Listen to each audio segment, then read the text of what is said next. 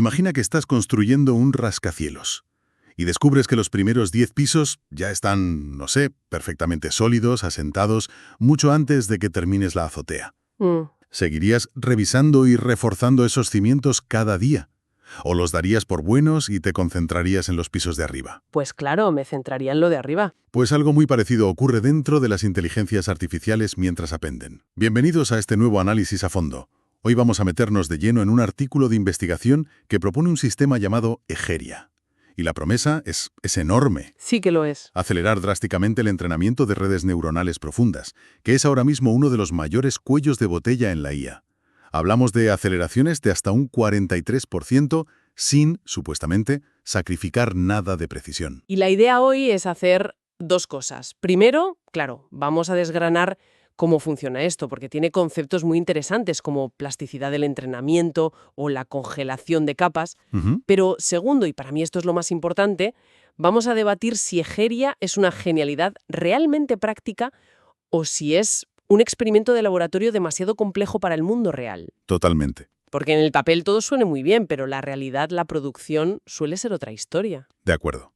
Empecemos por el problema de fondo, que es enorme. Entrenar los modelos de IA a gran escala que vemos por todas partes, en visión por computador, en los grandes modelos de lenguaje, es un proceso increíblemente lento. Y carísimo. Carísimo. Y que consume una cantidad de energía descomunal. Exacto. Y no es solo un coste económico para las empresas, que ya de por sí es astronómico, sino que tiene un coste medioambiental real. La huella de carbono de entrenar uno solo de estos modelos gigantes puede ser como la de varios vuelos transatlánticos. Es una barbaridad. Las soluciones actuales se centran en optimizar el proceso, sí, en que las piezas del motor se muevan más rápido, pero no en reducir la cantidad de gasolina que consume el viaje. Exacto. El problema es de sobra conocido y, seamos sinceras, es una barrera de entrada brutal. Totalmente. Limita la innovación a los gigantes tecnológicos que pueden permitirse estas granjas de GPUs. Los sistemas actuales como PyTorch o TensorFlow son muy eficientes, haciendo malabares con el cálculo y la comunicación para que no haya tiempos muertos. Pero la cantidad total de operaciones, el trabajo bruto, Sigue siendo la misma. sigue siendo la misma. La pregunta del millón, la que Egeria intenta responder es: ¿podemos fundamentalmente hacer menos trabajo sin que el resultado sea peor? Y ahí, justo ahí, es donde entra la idea central de Egeria, que es a la vez simple y radical. A ver, vamos a desgranar esto. Una red neuronal está formada por capas. Las primeras, las que están más cerca de los datos de entrada, una imagen, por ejemplo, aprenden a detectar cosas muy básicas: bordes, colores, texturas. Como los rasgos más generales. Exacto. Son como los receptores primarios de la visión. Las capas más profundas, en cambio, aprenden conceptos mucho más abstractos y específicos. Esto es un ojo de gato. Esta forma es un coche. Esta frase transmite ironía. Vale. Pues la gran intuición de Egeria es que estas primeras capas convergen, es decir, terminan su aprendizaje mucho antes que las últimas. Su trabajo queda hecho relativamente pronto. Entiendo. Así que la propuesta es potente.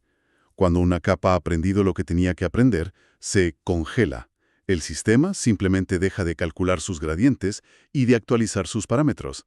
Es como decir: tú, capa 3, ya sabes detectar bordes perfectamente. Descansa. Y eso, claro, ahorra muchísimo. En teoría, ahorra una cantidad enorme de cómputo y comunicación. Vale. Sobre el papel, la idea es impecable. Es lógica pura. Pero en la práctica me parece extremadamente arriesgada. ¿Por qué? Y aquí es donde tengo mi primera gran objeción. La pregunta del millón es: ¿cómo sabes tú con certeza cuándo una capa ha convergido? No es un interruptor de on y off. Es un proceso gradual, claro. Exacto.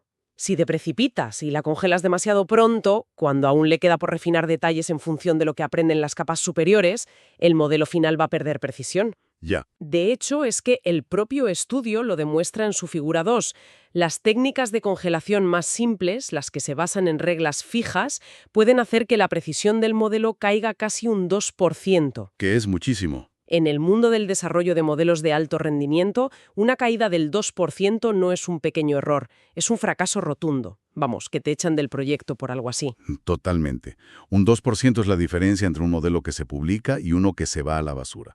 Y esa es precisamente la genialidad de Egeria. A ver. Aquí es donde la cosa se pone de verdad interesante, porque todo el sistema está diseñado para responder a esa pregunta: ¿cómo congelar de forma segura? Y lo hacen con un mecanismo muy ingenioso. Mm, Primero, definen un concepto que toman prestado de la neurociencia: la plasticidad del entrenamiento. suena bien. En un momento dado. Si la plasticidad es alta, la capa está en pleno aprendizaje. Si es baja y estable, está madura. Vale. ¿Y cómo la miden? Y ahora viene lo bueno. Para medirla, crean lo que llaman un modelo de referencia. Otro modelo. Sí, es una versión más ligera, comprimida, cuantizada a 8 bits para ser exactos, del modelo principal que se está entrenando. O sea, una versión de baja calidad, por así decirlo. Exacto. Entonces, el sistema alimenta los mismos datos a ambos modelos en paralelo. El principal, corriendo a toda potencia en la GPU, y este modelo sombra, de referencia, corriendo en la CPU. Ah, en la CPU, que suele estar más ociosa. Vale. Justo. Y luego, compara las salidas de cada capa.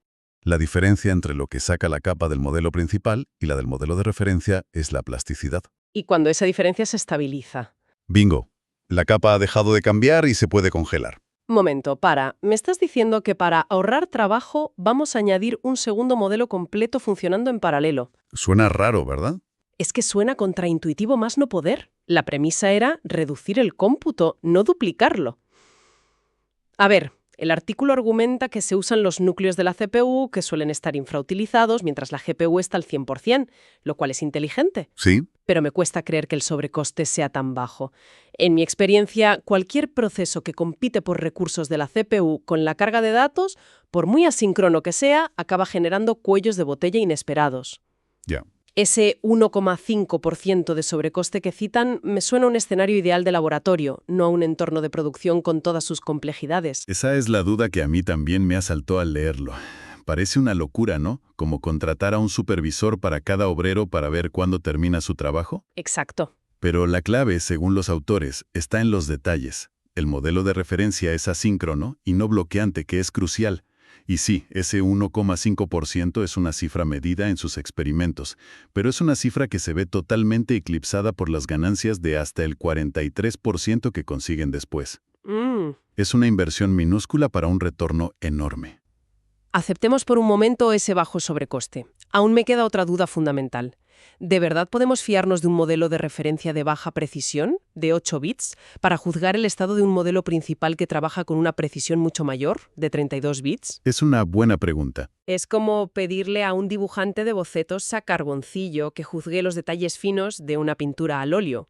Podría dar señales falsas, promedios engañosos y llevarnos a congelar una capa cuando todavía está ajustando matices importantes. Es una objeción muy buena, y de nuevo parece contraintuitivo. Pero aquí es donde entra en juego la filosofía del sistema. Lo que el estudio demuestra en su tabla 2 es que lo importante no es que el modelo de referencia sea una copia perfecta, Entonces, sino que proporcione una base semántica estable. Es un punto de anclaje. No se compara el valor absoluto, sino la tasa de cambio respecto a ese ancla. vale. Mientras el ancla sea consistente, aunque sea un poco borrosa, sirve para medir si el barco principal se está moviendo mucho o poco. Y los resultados empíricos que muestran, pues, avalan que este enfoque no degrada la precisión final. Entiendo. Y hay más. Tienen un mecanismo de seguridad que a mí me parece brillantísimo. Egeria es lo bastante inteligente como para descongelar todas las capas si detecta un cambio brusco. ¿Ah, sí? Por ejemplo, cuando se reduce programadamente la tasa de aprendizaje, algo muy común. En ese momento, el sistema dice: atención, nuevas reglas de juego, descongela todo, permite que la red entera se reajuste y una vez estabilizada, vuelve a buscar candidatas para congelar. Pues eso sí que me gusta. Le da una flexibilidad y robustez que otros métodos no tienen. Vale. Esa descongelación automática sí que me parece un punto muy a favor. Es una red de seguridad que mitiga bastante el riesgo. Pero el sistema no acaba ahí, ¿verdad? Hay otra capa de optimización. Exacto. La optimización no termina con la congelación. Egeria añade una segunda capa de eficiencia que aprovecha el estado de esas capas congeladas. A ver. Una vez que una capa está congelada, su comportamiento es determinista. O sea, para la misma entrada, producirá siempre la misma salida. Lógico. Y Egeria explota esto de forma muy directa. Guarda en el disco duro las salidas, técnicamente las activaciones, de las capas congeladas. Vale. Hace una caché. Justo. En las siguientes pasadas por los datos, lo que se conoce como épocas, en lugar de volver a calcular el forward pass para esas capas, simplemente carga el resultado que ya guardó. Y ahorra aún más tiempo de GPU. Muchísimo más. Y lo hace de forma proactiva, con prefetching. Como el cargador de datos sabe qué lote de datos viene a continuación, puede ir cargando las activaciones del disco antes de que la GPU las necesite. Vale, lo del caché suena bien en teoría, pero en la práctica me parece una pesadilla logística. ¿Por qué? Para empezar, el almacenamiento. El estudio dice que este caché puede ocupar hasta 5,3 veces el tamaño del dataset de entrada. Que no es poco. No es poco. Con ImageNet, que ya es un dataset de más de 100 gigabytes, estamos hablando de necesitar más de medio terabyte de almacenamiento SSD de alta velocidad. Ya. Y eso no es relativamente barato para muchos equipos, sobre todo en el mundo académico.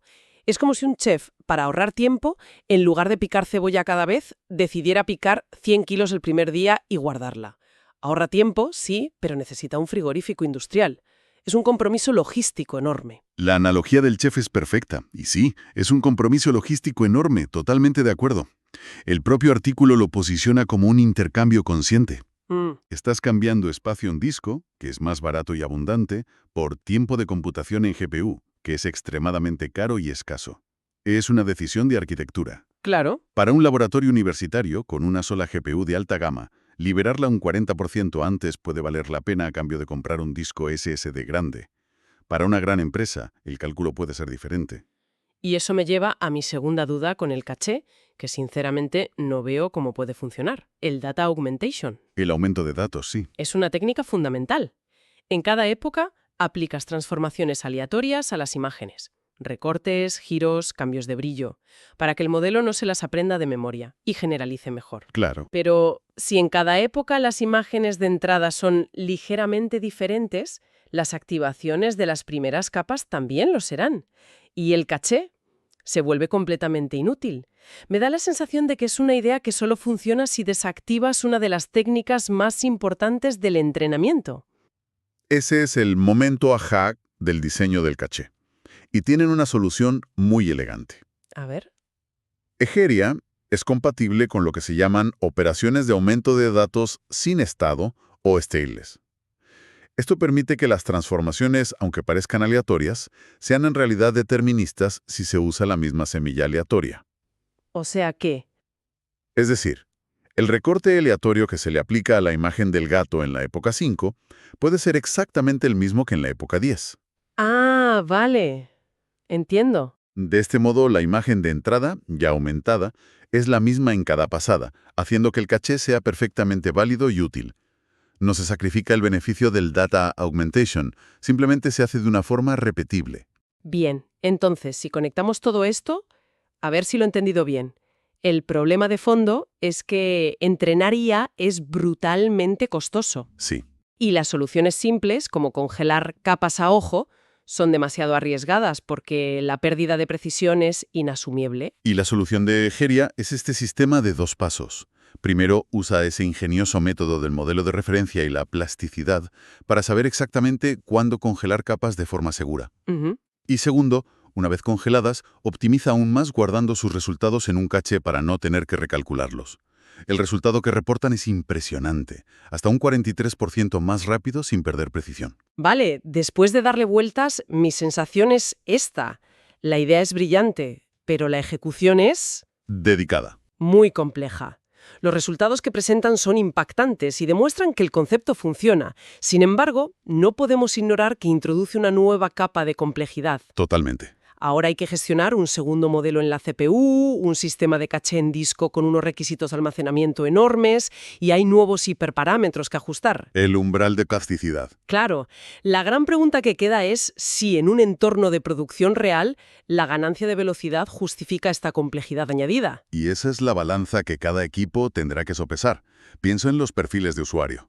Para un laboratorio universitario con un presupuesto ajustado, como decíamos, poder entrenar un modelo un 40% más rápido en su única GPU de alta gama es un cambio radical. Sí, para ellos sí. Les permite iterar más rápido, probar más ideas. Para ellos la complejidad extra puede merecer la pena. Pero para una empresa como Google o Meta, que tiene que gestionar miles de ejecuciones de entrenamiento de forma automatizada, La complejidad de implementar y mantener este sistema a escala no podría generar más problemas de los que resuelve. Podría. Cada nueva pieza móvil es un nuevo punto de fallo.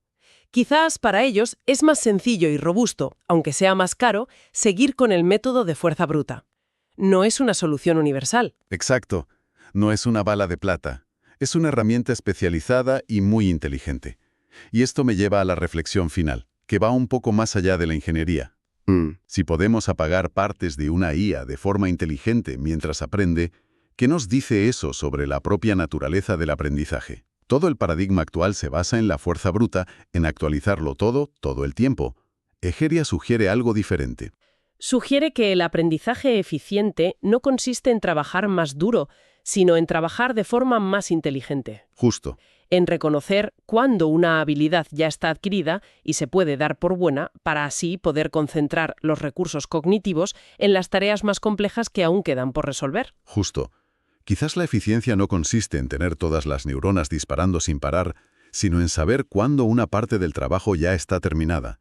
Es un cambio de mentalidad fascinante. La verdad es que sí. Y si este principio de convergencia y congelación es válido para las redes neuronales, ¿qué implicaciones podría tener para otras áreas?